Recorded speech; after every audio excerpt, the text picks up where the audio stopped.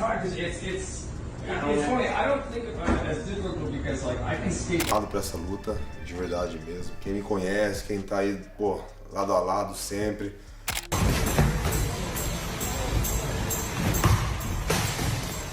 He provided knockouts, okay? Some of the fights were absolutely phenomenal. Fans are buzzing as Alex Poten Pereira ramps up, leaving everyone wondering if he's ready to face the challenge and reclaim his throne against Magomed Ankalaev. Meanwhile, Alex revealed that he has completed his training camp for UFC 320 and is now preparing to depart for Las Vegas. He explained that the early arrival will help him adjust to the time zone and feel comfortable in the environment. Pereira noted that Vegas is very hot at the moment, making it a smart decision to leave 2 weeks ahead of the fight. Bom, pessoal, último dia de treino aqui em Denver. Na verdade, já fiz o último treino.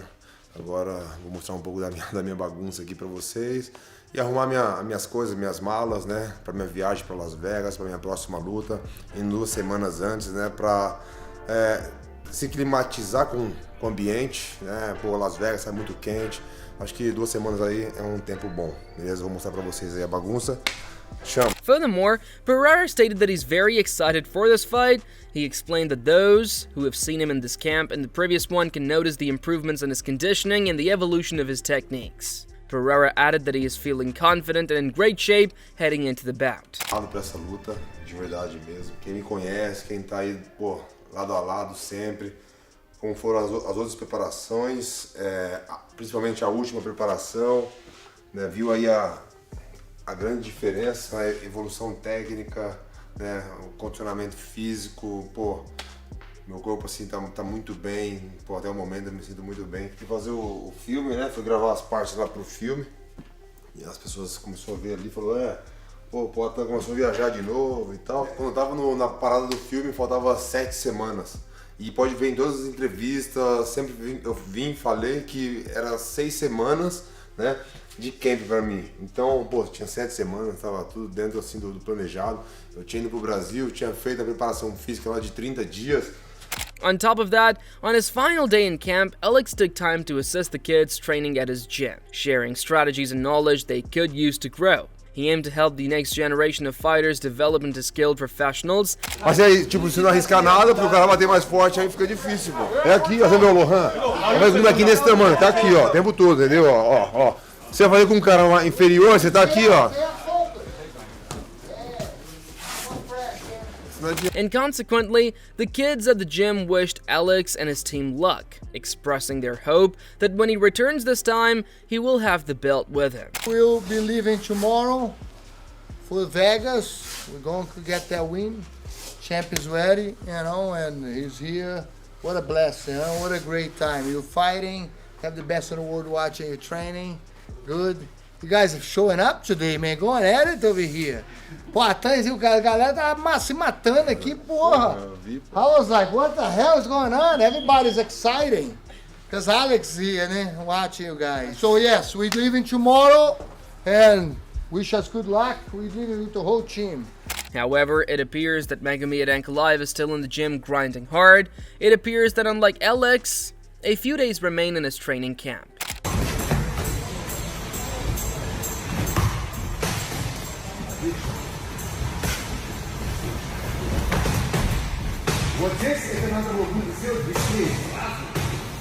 Additionally, Michael Bisping stated that everyone really respects Ankalaev because he has faced nearly every top contender and delivered knockouts. He added that Alex Pereira has also fought phenomenal fights, highlighting his bout with Khalil Roundtree as unbelievable. Alex Pereira steps into the octagon once again, and this time with an insane amount of pressure on his shoulders. Of course, Alex Pereira has had an incredible career in mixed martial arts, in kickboxing. He took over the sport. He was the fighter of the year, the belle of the ball, the man of the people. Everyone absolutely loved this guy because you know what? He fought anyone and everyone, and of course, he provided knockouts, okay? Some of the fights were absolutely phenomenal. The one with Khalil Roundtree, just unbelievable. The knockouts of Yuri Prohaska, the knockout of Israel Adesanya when he became the middleweight champion, and the attitude of just taking on all comers, okay? And fighting regularly, defending the belt, putting the strap on the line.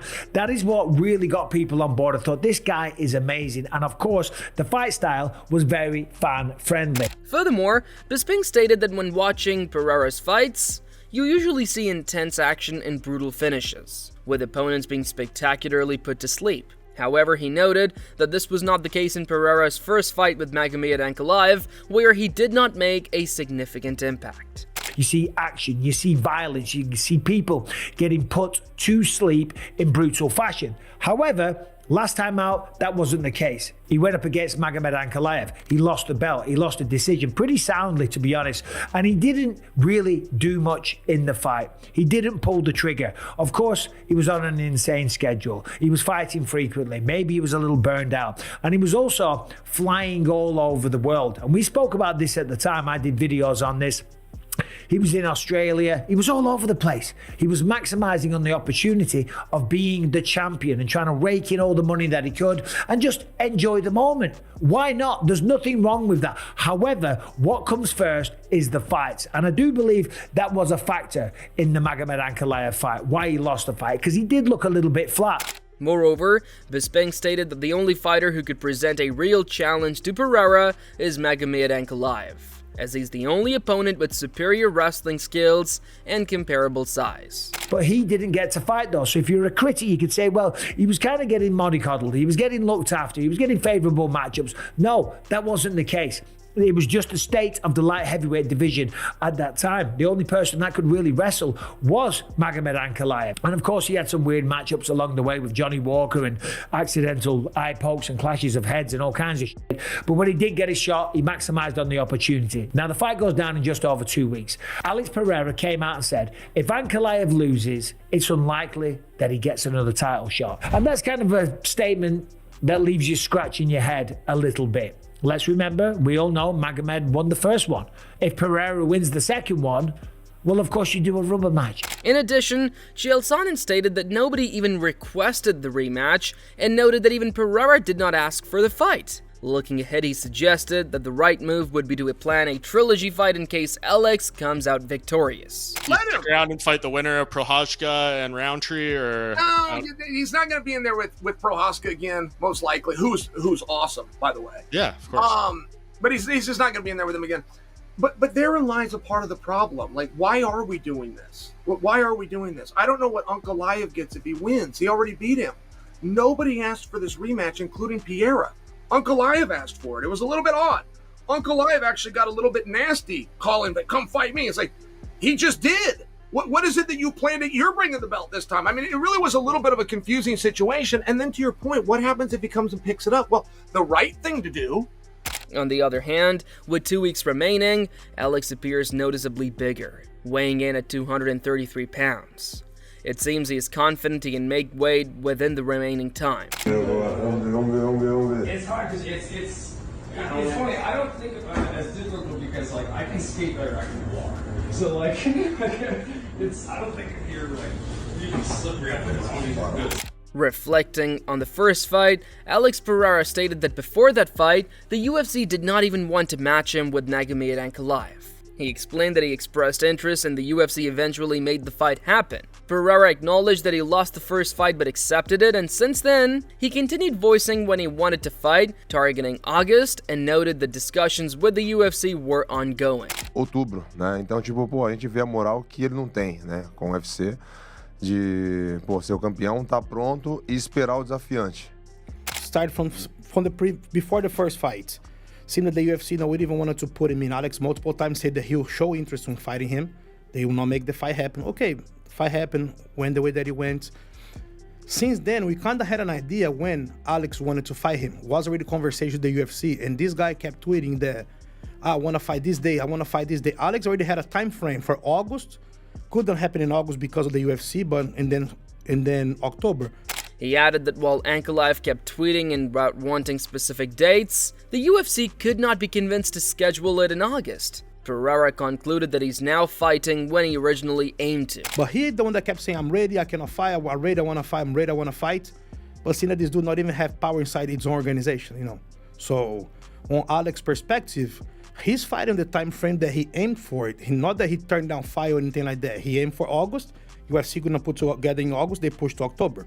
On the other side, former Cage Warriors light heavyweight champion Modestas Bukauskas stated that Ankalaev will successfully retain and defend his title. He added that as impressive as Pereira is, Ankalaev will set up his game and implement better strategies. Bukauskas noted that while Pereira's striking was limited in the previous fight, his southpaw stance will present a difficult challenge for Alex. I still think Ankalaev's gonna do the job. As amazing as Pereira is, I think Ankalaev will even be stepping up his game even more and implementing it even more. I knew the strikes from Pereira's side wasn't quite as much, but I do feel that southpaw style is going to be a difficult puzzle for him to deal with. Similarly, former Octagon heavyweight champion Martiv Budov stated that the rematch is a tough one and predicted it will be close. He noted that in the previous fight, something seemed off with Alex Pereira, as he did not perform the way fans are used to seeing him fight. Bude added that it will be interesting to see if Pereira comes into this fight with a more aggressive approach and assess the matchup as rough 50-50. However, he said that he would like to see Alex win. That's a tough one. That's a tough one to decide. We will see, because Alex Pereira in their last fight seems like something was not right about him, because he was like not like we are usually used to see him fighting. So we will see if he comes in like more aggressive fashion into that fight. So I got that fight like 50-50. Okay. Who would you give the edge to, though, if you had to pick someone? Who do you think gets it done? I would like Alex. However, to counter that and to aid in preparation, Alex Pereira had brought in a fellow fighter, Sean Strickland, to his training camp. Sean Strickland is a southpaw. He helped Alex prepare more effectively for facing a southpaw stance in the upcoming fight.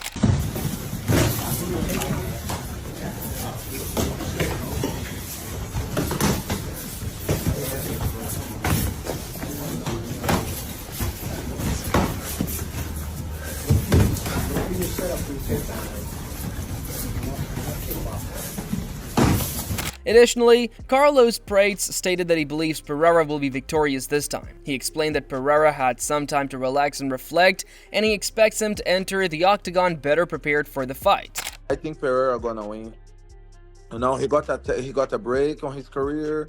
You know, he saw all his mistakes, you know, and fix everything, and now I think he gonna step on the cage and gonna knock Ankalaev out. Agreeing to that, Curtis Blades stated that he would pick Pereira, noting how strong and fit he looks. He added that as long as Pereira remains healthy, he will always choose him. I'm gonna go with Pereira because of the injury, and also I heard he had this same illness that I had, and I know how that feels. So yeah, as long as he's healthy, I go with Pereira.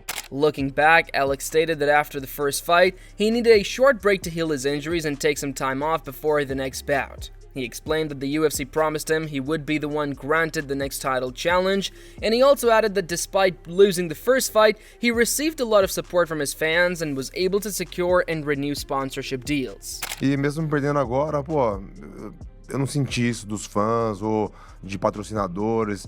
Pô, tive bons contratos, renovei contrato depois que eu perdi, renovei contratos e tipo, pô, contratos diferentes, entendeu? Que, pô, não dá nem pra acreditar. Com o público também, ganhando com seguidores, o carinho dos meus fãs, onde eu chego. Então, de verdade, eu não senti isso.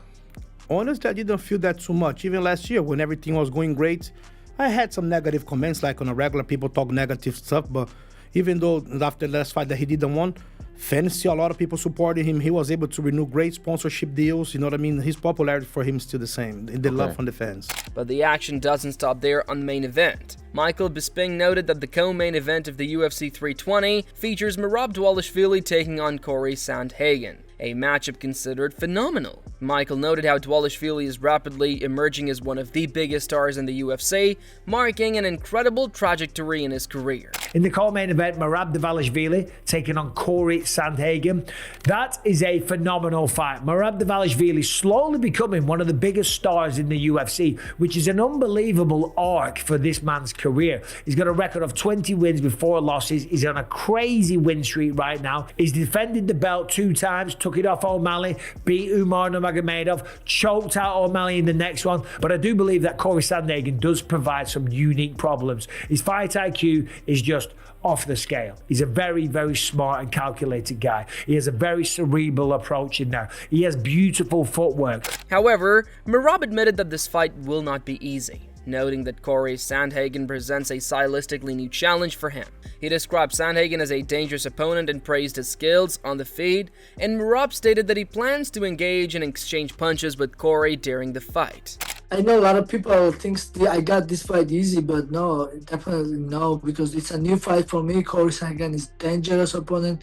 I have so much respect him as a fighter and as a human being, you know. I'm looking for a first knockout because now I'm working on my striking, you know, and we'll see. You know, I'm working on my striking, and this fight most it's gonna go on the foot, and you know, of course I'm gonna exchange some punches with him, and that's the goal, you know. But same time, it's an MMA fight, and we have to be ready for everything. Furthermore, Merab added that if he defeats Corey, he plans to make a quick return to give Peter Yan his shot. He stated that Peter is currently the most deserving contender for the title. One Austin favor to fight 4th time this year. If I win, you know, first I have to win this fight, and I'm very focused because like I said, I don't think it's gonna be easy fight for me. But if I win this fight, I wanna come back quick and give Peter Yan his fight, you know, because he is a clear contender right now, and he's the most deserving guy in my weight class. Meanwhile, Bedtime MMA stated that he cannot see or convince himself that Corey Sandhagen will win this fight, explaining that Merab is just too dominant.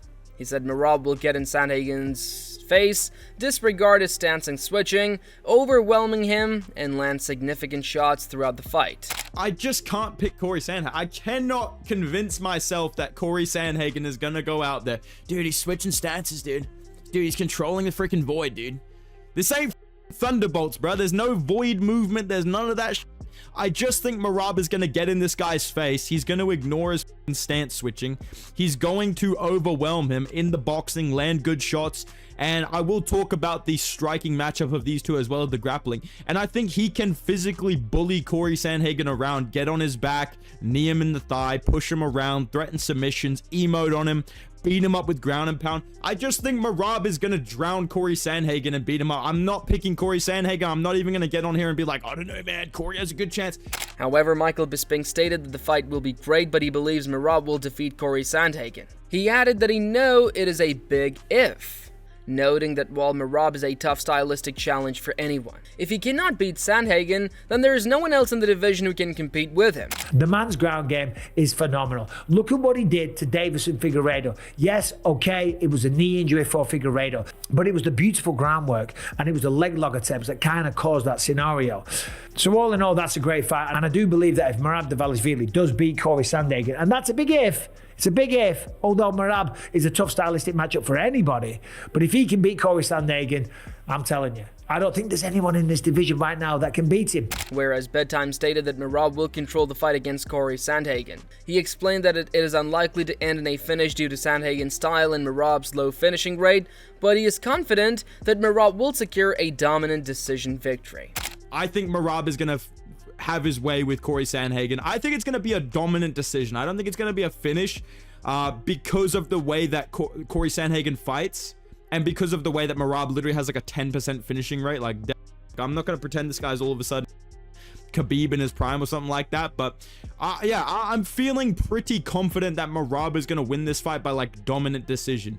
I will say this for Corey Sandhagen. There is some things he can do on the feet that are interesting to me in terms of him being dangerous against Merab and him, deterring the takedown threat and not letting Merab get comfortable on the feet. And I think O'Malley did a really bad job of making Merab uncomfortable on the feet, especially in their second fight.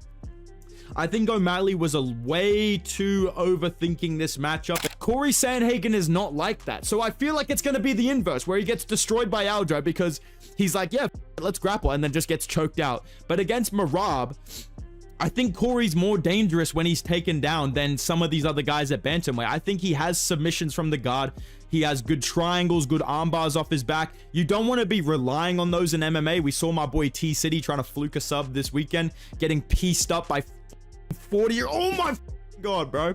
Finally, as the courtroom to UFC 320 continues, all eyes remain on Alex Pereira and his ultimate rematch test. With an intense training camp behind them, strategic preparations, and the support of fans and fellow fighters alike, Pereira appears ready to reclaim his throne against Magomed Ankalaev.